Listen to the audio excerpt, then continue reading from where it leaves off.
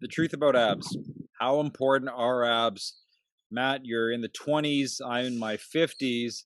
How important are abs to every man out there? I mean, every man wants a six pack, P90X, all these ab programs, six pack abs, six pack. Everybody wants it.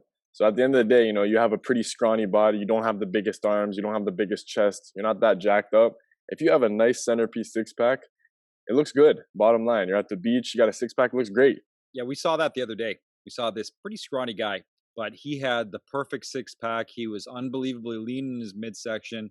And you and I kind of started laughing because we said, guy's got good abs. The rest of his body's pretty crap. But he stood out because of it. He had a bit of a walk to him because he knew he had those abs. So that went a long way, guaranteed for his confidence. Yeah, and to someone with an untrained eye, they see that body and they're like, man, that guy looks good. The girls are looking at him, they go, man, that guy's super good looking. He's got a nice body, right? Untrained eye, it looks perfectly fine. Looks great. And I think the bottom line is factor number one with good abs is you have to have good genetics. So you could be an endomorph, somebody who carries a lot of body fat naturally, and you might have an amazing set of abs, but if it's covered in body fat, you will never ever see it. And that's just the Yeah, reality exactly. of being an endomorph. Definitely. And I remember a long time ago when I was first developing my ab muscles, it was a little bit weird. It was like one was up here, one was down here, and I had a weird kind of six pack. And I was like, Dad, what's going on? Why don't I have a six pack? And you said, Matt, look at George St. Pierre, for instance. Some guys are super lean, they work out their abs every day, and it just looks a little bit different. So, Genetically, people's yep, abs are going to look different. right. And if it's any consolation, I've got some names of former Mr. Olympias. Dorian Yates, huge, bulky midsection, six-time Mr. Olympia, I believe. Jay Cutler, again, huge, massive ab section. I didn't think he had the most appealing midsection, but again, 4 or 5-time Mr. Olympia. Ronnie Coleman had a huge gap in his ab area. I know Lee Haney, another Mr. Olympia, had the same problem. Phil Heath didn't win on his abs. So here's some of the best bodybuilders ever. And abs weren't the centerpiece, it was their overall appearance. So either you have good abs and the genetics for good abs, or you don't. And I think people need to accept that. You don't want to work out till you're blue in the face, realizing it's just not going to happen for you. When you come to that 100%. realization, you're better off. Okay, so what happens, going to the second point, what happens? Someone works out their abs constantly and they're just not seeing results. Why is that? They got to get leaner. Bottom They got to line get is you leaner, need to bottom line. get to 7%, 6% is going to be sharper, 5% is going to be really sharp. You get down to 4, it's going to be razor crisp. But you have to be willing to be a master of your diet. Now, some guys, what they do is they train abs till they're blue in the face. They'll do weighted abs. They'll do uh, exercises for their obliques, and what they're doing is actually putting a little bit of size onto their abs and making it bigger, which looks even worse. So you don't want to fall into that trap. Yeah, definitely. I think the good part of training your abs, you say work out till you're blue in the face, to an extent, I almost do that. And it's for core. It's for core. You build your Right. core for Mhm. athletics. You got a strong core. That's great for balance, for activity, right?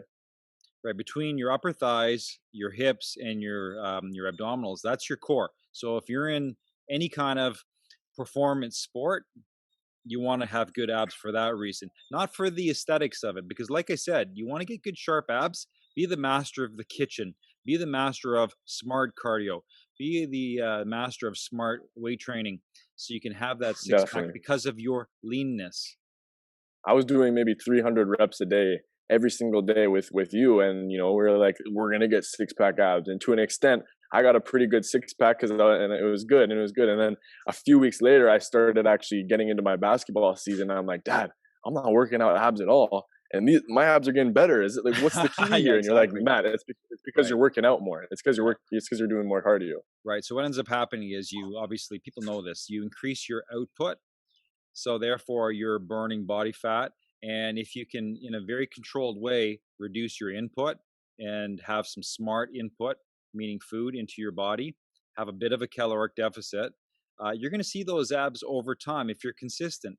Now, having said that, the worst thing you could do is lose valuable muscle mass by going crazy with cardio and going crazy with diet, because then what ends up happening is you lose your muscle mass, you don't have that V taper anymore, you look emaciated. Yeah, you might have the six pack, but it's going to look really bad, which leads me to my next point. Are abs truly the centerpiece? Or is it really strong shoulders? Or is it good legs? And that's debatable. I understand that midsection right in the center, boy does it ever stand out. But there's guys with really nice shoulders and they can get away with maybe abs that don't look as good. Give an example. The Rock. The Rock will never have an unbelievable six pack because of the way his abs are designed. But when he builds his traps, his shoulders, his triceps, he looks imposing. So are they really that important anyway? Yeah, I mean, to an extent, as long as you know you're working out, you're giving them a try, and you're noticing maybe maybe genetically I don't have the best abs. Hey, that's fine. At least you're working them out. You need to, but for the looks, you definitely don't need to as much. It's about building your body at the end of the day. So the truth is, get your body in shape. Don't worry too much about having that six pack. Right, knowing that your genetics may very well be holding you back. Now, listen, there's some people who have they have a body fat distribution where they have very lean arms, very lean legs, and they carry their fat in their midsection. To that person, I say, go with your strengths. Unless you're living in some place like Costa Rica, you can get away with hiding your midsection for a long, long time, and you can work towards getting leaner without worrying too much about it. Now, there are other people who have super lean midsections and they carry a little body fat on their legs and their arms. If that's you, show off the abs. If that gives you status and you feel good, then go with it.